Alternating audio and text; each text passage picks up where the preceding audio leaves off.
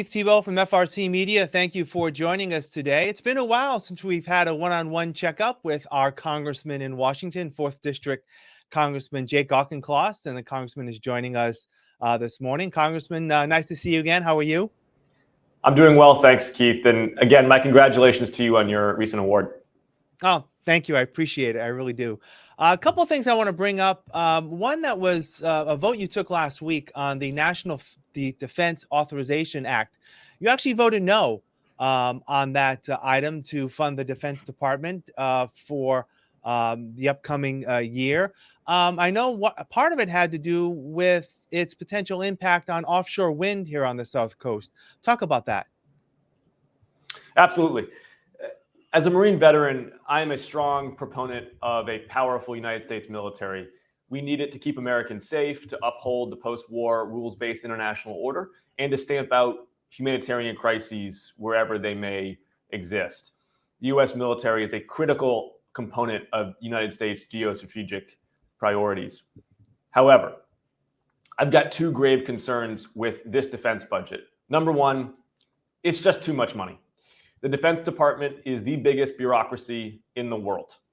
And like many of my constituents, I'm familiar with big bureaucracies. I know they can always do 10% more with 10% less, but they need to be held to account to that standard. And Congress just keeps on shoveling money at the Pentagon and never asks for more rigorous procurement and for a better accounting of how they're spending money and what they're getting in return.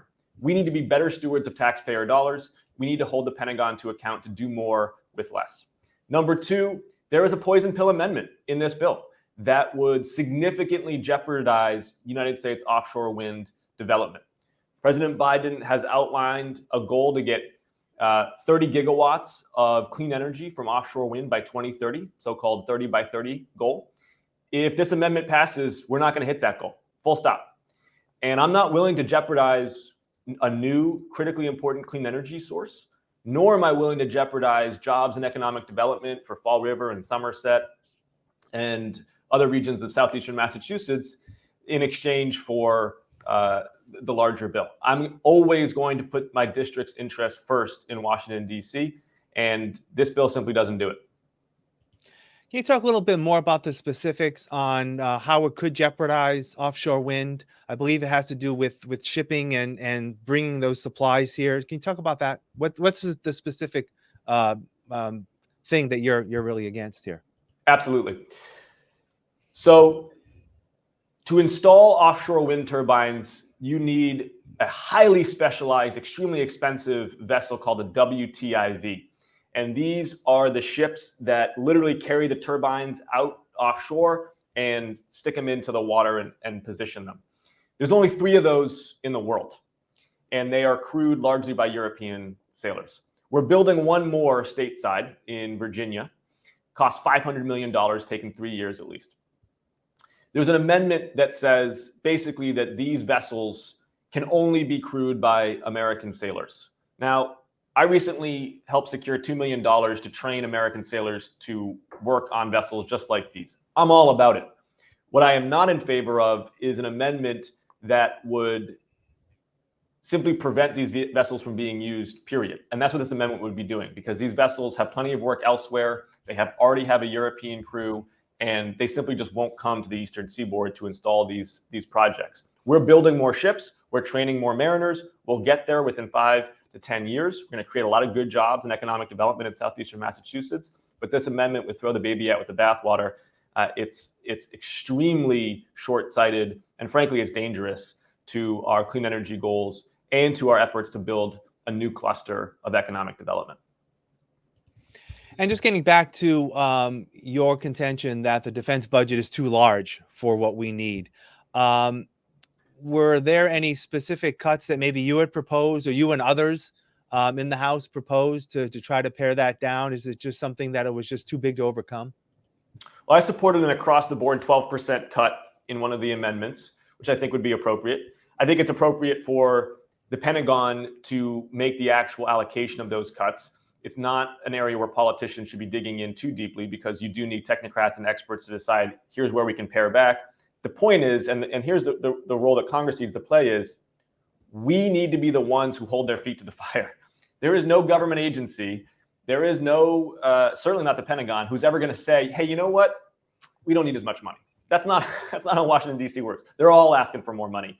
And Congress just keeps on shoveling them tens of billions of dollars more, even more than the president asked for. And the president always asked for a big number, expecting it to get trimmed down.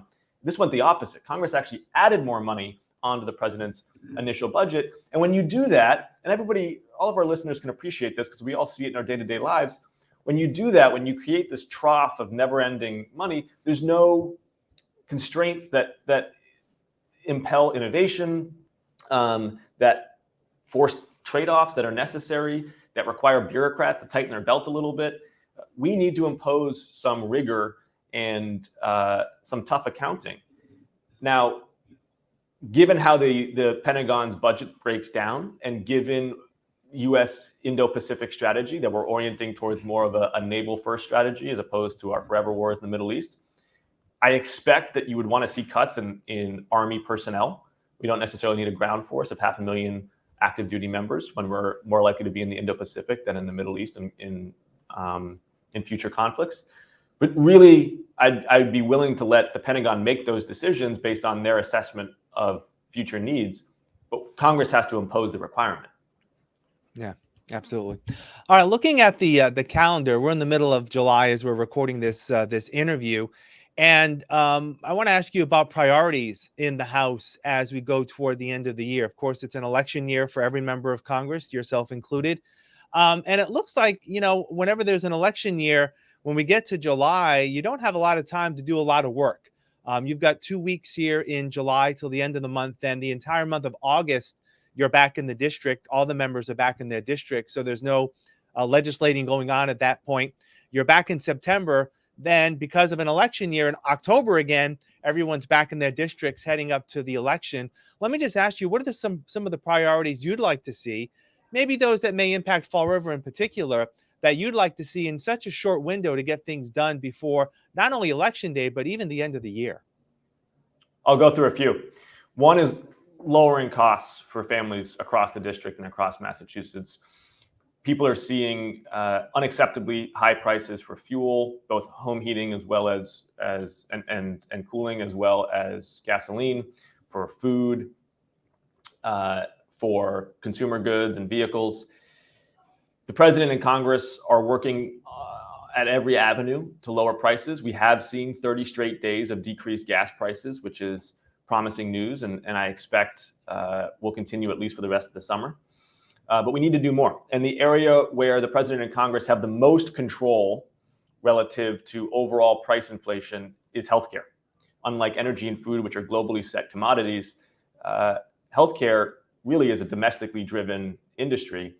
And in the first 2 years of President Biden's term, we lowered healthcare premiums for more than 10 million Americans. We're going to work to extend those premium cuts.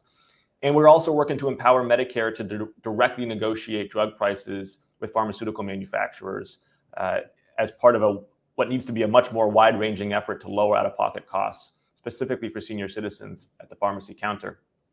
Number two, I want to deliver more infrastructure for the district. We passed last year the bipartisan infrastructure law, secured significant sums for improvements to water, rail, transit, electrical grid, roads and bridges.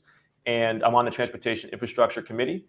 And believe me, I am fighting for every last dollar for Massachusetts and for Fall River in particular, both through that bill as well as through the upcoming budget, where we have worked to get money for Fall River for economic development on the waterfront to help with commercial and housing development and with the subsurface and surface infrastructure needed to support that.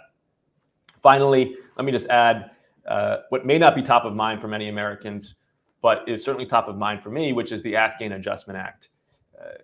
We're coming up on the 1-year anniversary of the evacuation of our Afghan allies. They were given a 1-year parole, basically, and we now need to give them the statutory protection that they require to build lives in the United States. It's called an Adjustment Act. We've done it after every major conflict the United States has been engaged in to support our allies who want to be repatriated in the United States. We need to do it for our Afghan allies after our longest military engagement in U.S. history. As a veteran of the Afghan conflict, I take it personally. And as a member of the United States Congress, it's about the fidelity of the American handshake. We made a promise to our allies, and we need to keep it. Yeah. Let me just ask you, going back to some of the items you brought up domestically, and I've asked you this in the past about the Build Back Better bill, which obviously is not going to happen in its full course, and it even appears that some elements of it, which you have helped shepherd through Congress, it's kind of stuck in the Senate. Some of those individual aspects, like climate change, might not get a vote specifically in the Senate. Are there still aspects of that bill that you didn't mention that may still have a chance in the next couple of months to get through? Medicare negotiation of drug prices, which could help fund subsidies for Americans who are buying health insurance on the Affordable Care Exchanges, is a deal that's on the table and that I would certainly vote to support.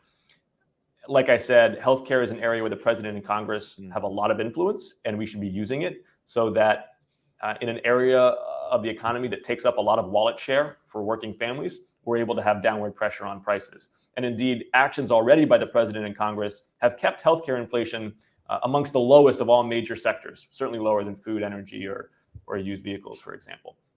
So that needs to happen. Now, what you're alluding to is that Senator Manchin recently seemed to nix any kind of climate action or clean energy through the Senate. More precisely, he basically said, I want to wait and see in September. We need climate action. It is one of the existential challenges of my generation. We need clean energy tax credits, specifically insofar as Southeastern Massachusetts is concerned. The investment and production tax credits for offshore wind would be a major engine of economic development. And I strongly have been fighting for them. And to me, I'm not ready to give up on climate action through Congress until the very last day of the 117th Congress. And I'm certainly going to be working both with my colleagues in the Senate and the House, as well as with the president directly on actions that we can take both with and without Joe Manchin. Yeah. All right, Congressman Jake Auchincloss, as always, nice to catch up with you, and we'll talk again soon. Have a great day. Be well. All right. And thank you for joining us here at FRC Media. I'm Keith Tebow. Have a great rest of your day.